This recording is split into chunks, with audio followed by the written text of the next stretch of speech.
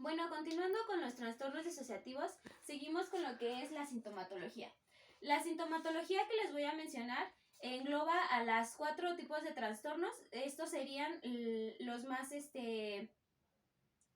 frecuentes entre estos 4. La primera, que es la pérdida de la memoria de acontecimientos, personas o cosas importantes. Es decir, que es más difícil que un simple olvido cotidiano que los cuales podemos tener todas las personas. El segundo es la sensación de estar separado de uno mismo. Es decir, que ve sus acciones, sus pensamientos, sus sentimientos como si fuera una tercera persona, como si alguien más los estuviera haciendo, pero en realidad lo que lo está haciendo es esa persona. La tercera es la percepción de las personas y las cosas que lo rodean. Es decir, que lo ven como si no fuera real, como si en el lugar en el que yo estoy puede que sea real o puede que no sea real, pero todo está dentro de mí. La cuarta es un sentido confuso de la identidad. Puede tener varias personalidades. El quinto sería estrés significativo o problemas en relaciones personales y de trabajo. Estos tipos de trastornos afectan en toda su vida social de la persona, ya sea en el trabajo, en la escuela, en sus relaciones sociales, entre muchos otros. El sexto es la incapacidad para afrontar bien el estrés o emocionales o profesionales. El séptimo y el último serían los problemas de salud mental. Estas personas tienen depresión, ansiedad y tienen muchos pensamientos suicidas. Bueno, terminando con la sintomatología, siguen tipos. Los tipos de trastorno disocial.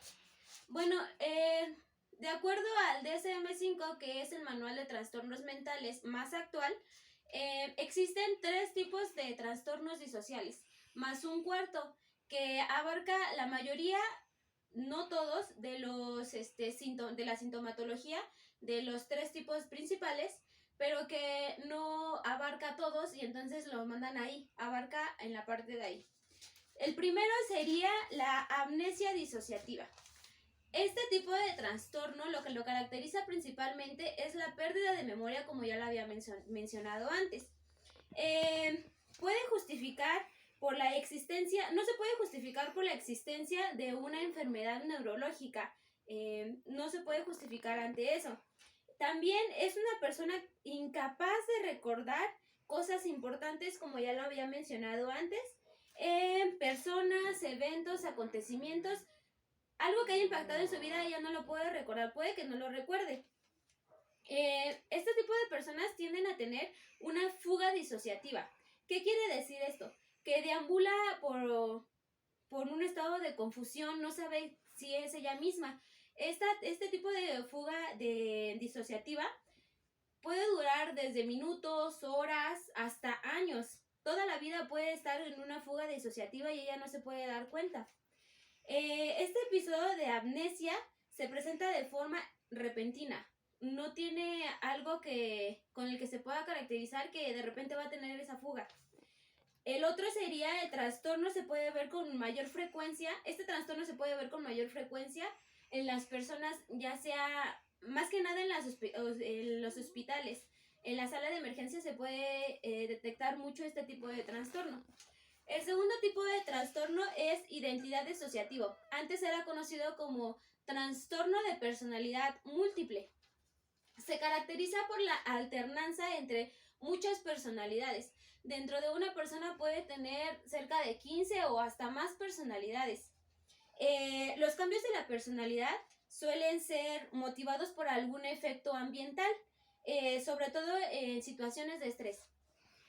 Es decir, este tipo de personas pueden que hayan tenido traumas desde la infancia, ya sea violaciones, ya sea que los hayan maltratado físicamente, emocionalmente, ya sea por parte de sus padres, padrastros, por su parte de su familia, por parte de la escuela, de sus compañeros. Todo estos acontecimientos ambientales provoca este tipo de trastorno, porque el subconsciente hace como un mecanismo de defensa ante este tipo de situaciones. Entonces, cuando esta persona se encuentra en una situación así, no sé, en una violación o que vaya a sufrir algún maltrato, entonces viene este mecanismo de defensa y se presenta como otra personalidad. Como por ejemplo, si una persona tiene 15 años y se llama Mayra, de repente cuando se presenta estos tipos de acontecimientos, puede que ya no sea Mayra, sino sea Ricardo y tenga 24 años y tenga diferente voz. Puede tener, estos tipos de personalidades pueden tener diferente género, diferente edad, diferente tipo de voz, pueden tener sus propias historias, pero en realidad es una misma personalidad, solamente que se caracteriza porque están fragmentados. No se tratan de personalidades totalmente formadas, como ya lo había dicho, son personalidades fragmentadas, que guardan historias de la misma persona, pero fragmentadas. No tiene una misma personalidad, sino lo tiene como separado por lo mismo, por los mismos acontecimientos que la persona ha pasado en su vida. Este tipo de trastorno tiene mucho lo que es la amnesia asociada. Este trastorno es asimétrico, es decir, las diferentes personalidades no recuerdan en sí la historia total de la persona. A medida que los pacientes van yendo a terapia, van presentando de 1 a 4 personalidades, pero conforme va evolucionando la terapia, han habido personas que han presentado más de 15 personalidades. Bueno, el tercer tipo de trastorno disocial es la despersonalización-desrealización. ¿Qué quiere decir? Esta persona sufre de una desconexión de sí misma. Es como les decía anteriormente, que es un síntoma general, que esta persona ve sus acciones, sus pensamientos, sus sentimientos, todo lo que es de ella lo ve, pero en tercera persona, como si no fuera ella la que estuviera pensando, la que estuviera sintiendo, la que estuviera accionando ante diferentes acontecimientos. Puede sentir que las cosas que lo rodean no son reales, son imaginación. Esto es la despersonalización. La desrealización es la sensación de que la realidad no es real. Este tipo de trastorno es muy común en personas que vienen de guerras, porque este tipo de personas pues han sufrido traumas y entonces cuando regresan aquí a una sociedad en la que es más o menos calmada, empiezan a tener como mecanismos de defensa, de dónde estoy, de ahorita me van a atacar, de repente va a llegar un civil o un armado y me va a matar. Entonces empiezan a tener esta desrealización que en realidad no está pasando, no es su realidad. El cuarto, y es el último, que es el trastorno disociativo no especificado. Como ya lo había mencionado antes, este cuarto tipo de trastorno es aquel que engloba o se caracteriza por tener varios de los sintomatología de los 3 primeros trastornos, pero que no abarca todos en su conjunto. No tiene toda la sintomatología del primer trastorno, ni del segundo, ni del tercero, sino solamente abarca unos cuantos, y entonces este tipo de personas se caracterizan por tener el trastorno disociativo no especificado. Ya que terminamos con los tipos de trastorno disociativo, seguimos con las complicaciones. Las complicaciones. Cuando las personas presentan este tipo de trastorno disociativo, de tener complicaciones y trastornos asociados tales como los siguientes que los voy a mencionar, puede que se complique más el trastorno. El primero es autolesiones o mutilaciones.